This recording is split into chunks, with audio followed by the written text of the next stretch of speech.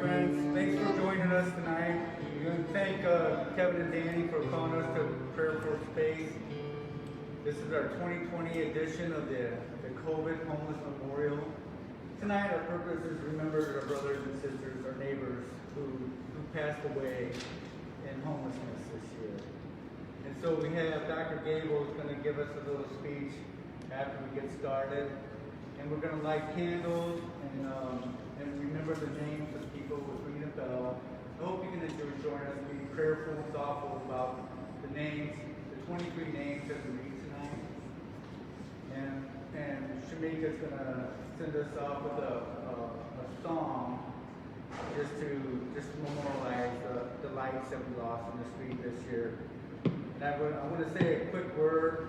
Like, there's a whole cast of people when COVID started, and we didn't know what to do, and the homeless people, our neighbors, were just concerned. We couldn't go into shelters because we didn't want to get sick, so they were out there. And we had Amy and Annika, Jessica, Al, me, Dina, Shirley, Diane McGuire, Misty and Frank, Kelly, Mike and her kids, Adam, Lori, Dee, Brian, Suzanne. There's a whole host of people as we go out every Friday to deliver food and PPE and wellness to folks. They really have supported us, and we'll be doing that through January. So with that, I'd like to introduce a perennial at our events for a Homeless Memorial. That's Dr. Gable, who has a few words for us. Good evening. December 21st, on the longest night of the year across the country, we pause and remember the lives of those we've lost throughout the year while homeless. 2020, the most difficult year that most of us have experienced in our lifetime, marks the 30th year of the Homeless Persons Memorial Day that it's occurred. Normally here in St. Louis, we all gather together at Centenary United Methodist Church downtown, and today we gather virtually. And I'm grateful to Places for People and Don Shipp for keeping the spirit of this memorial alive.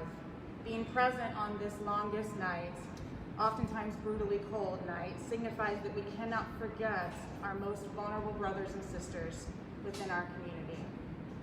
We know that there are more than 550,000 people who are homeless on any given night in the U.S., and far more over the course of the year. These numbers will continue to rise in the wake of COVID-19. I often hear people say they simply cannot endure much more of 2020, and it's been an incredibly trying year. But I want you to think about those who are homeless, who continue to endure the insurmountable challenges of being unhoused during a global pandemic. All of the things that our public health experts ask us to do to keep ourselves safe and healthy and well include things like limiting contact and washing our hands and social distancing. And these are things that become impossible while residing in a shelter or staying on a couch temporarily or on the street searching for your next meal. It becomes impossible to self-isolate to prevent from getting sick and prevent illness transmission to others for the most vulnerable in our community. Since the beginning of this pandemic, our homes have been our sanctuary, a place to quarantine and to work and attend school and stay safe during this surge of this virus. And yet, well over 1,700 individuals in St. Louis do not have this luxury. I'd like to spend a moment to share the story of Sarah, a client whom I've known and worked with for several years. She passed away this year without a place to call her own home. Sarah passed away too young at the age of 42. For me, she's a reminder that homelessness takes many forms and impacts far more people than we will ever know. She didn't spend her nights outside on the streets, but the chronic stress and trauma of constant unstable housing, moving every few months to a new and often toxic environment, took years of life away from her. Yet Sarah was one of the most resilient people that you could know, overcoming substance use, years of domestic violence, breast cancer, and hepatitis C. She was the truest definition of a survivor. Despite her many struggles, Sarah brought a genuine smile and laughter in every interaction she had. She truly never knew a stranger. Tonight is a time to remember Sarah and the thousands of other people within our community who have struggled with trauma and unstable housing far too long. Their memories and lives will not be forgotten. Homelessness is not a result of personal failure, but rather societal failure, and it's a choice to look the other way. But for those who we lost this year, this most difficult year, we will not look the other way. It's a time that we remember the names and the lives of each one of these individuals. They each have their own life story, families, joys, and sorrows, and it's an honor to remember and celebrate each of their lives this evening. Thank you, Kelly, so much. So we're going to remember the 23 individuals from our community, our neighbors, that were born as light in this world, as children, just like all of us here. As we say the name, Chrissy's going to ring a bell. So at home, if you could just be in a prayerful space, and we'll raise the name to try to remember these as humans, as neighbors, and friends.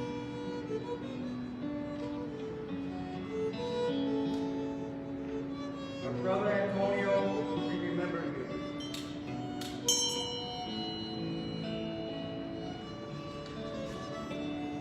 Our neighbor Jackie, we remember you.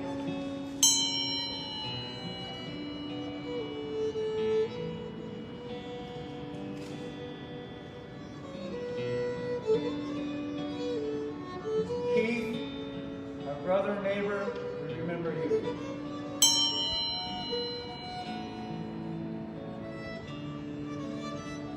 Blake, our neighbor, we remember you.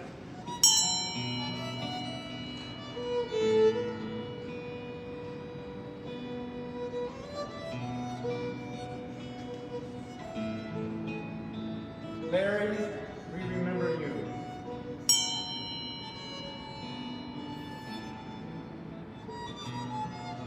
Denise, our neighbor and friend, we remember you.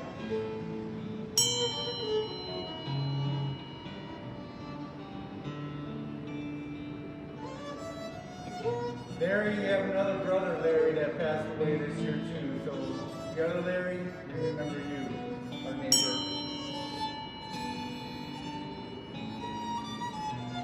Anthony, our friend, we remember you.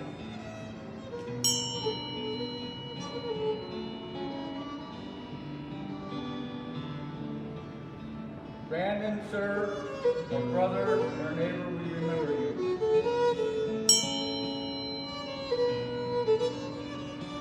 Lily, our neighbor and friend, we remember you.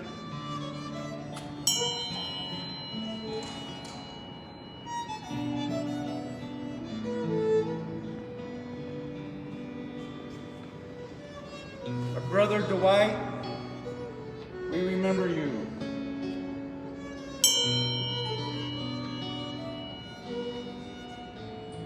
Patricia, our friend and neighbor, we remember you.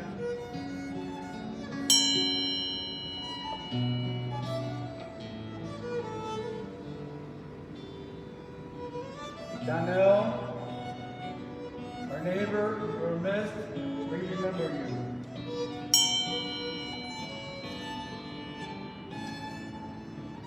Gregory, our brother, we remember you.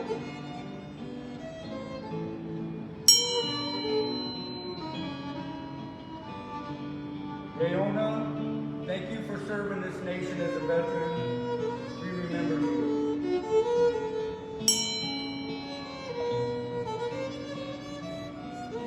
Giovanna, our friend and neighbor, we remember you.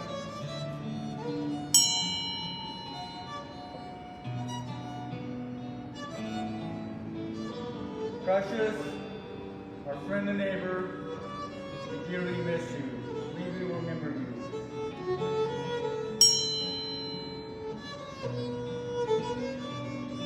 Emily, we light this candle and remember you.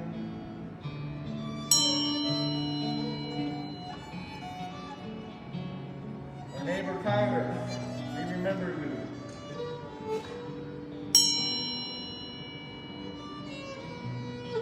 Scott, our friend, we remember you.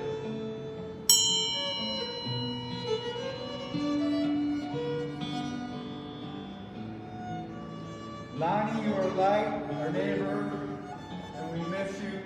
We remember you.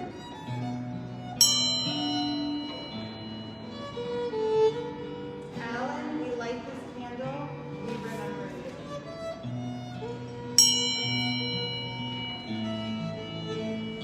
The last name that we have to read tonight doesn't mean it's all the names of people that we lost in the street. These are just the ones that we're aware of. Ed, our neighbor, we remember you.